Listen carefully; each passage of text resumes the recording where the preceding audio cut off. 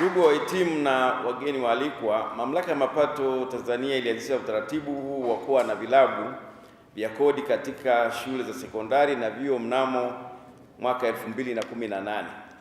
Kuanzishwa kwa vilabu hivi kumesaidia kuongeza ufahamu wa masuala ya mbalimbali ya kodi kwa wanafunzi na hivyo kuwa mabalozi wazuri wa kuelimisha jamii kuhusu umuhimu wa kulipa kodi na kufuata sheria na kanuni na miongozo inayosimamiwa na Mamlaka ya Mapato Tanzania. Ndugu wahitimu na wageni waalikwa, leo hii taifa letu linategemea sana mapato ya ndani katika kugharimia huduma muhimu kama elimu, afya, miundombinu na huduma nyingine za kijamii.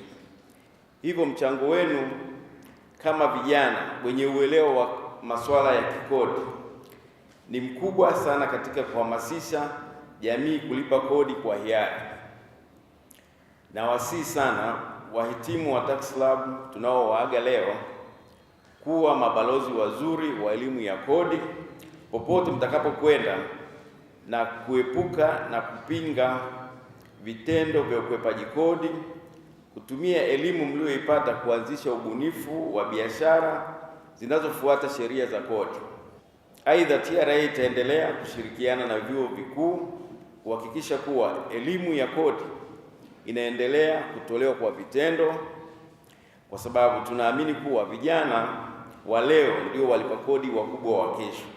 Naomba mfahamu kwamba maisha baada ya chuo yanahitaji nidhamu, ubunifu, uadilifu, lakini pia tunaamini kuwa utakwenda kuwa sehemu ya suluhisho la changamoto za kiuchumi hususani kwenye jamii inayotuzunguka.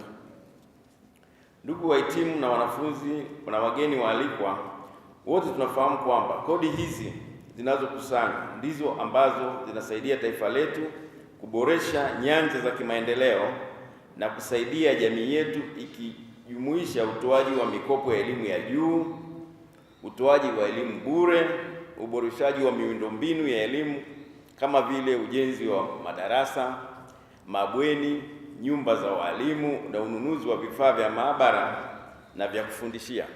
Ndugu wahitimu na wanachama, hakuna jambo lolote linaloanzishwa na kufanikiwa bila kuwa na walimu, walezi na viongozi.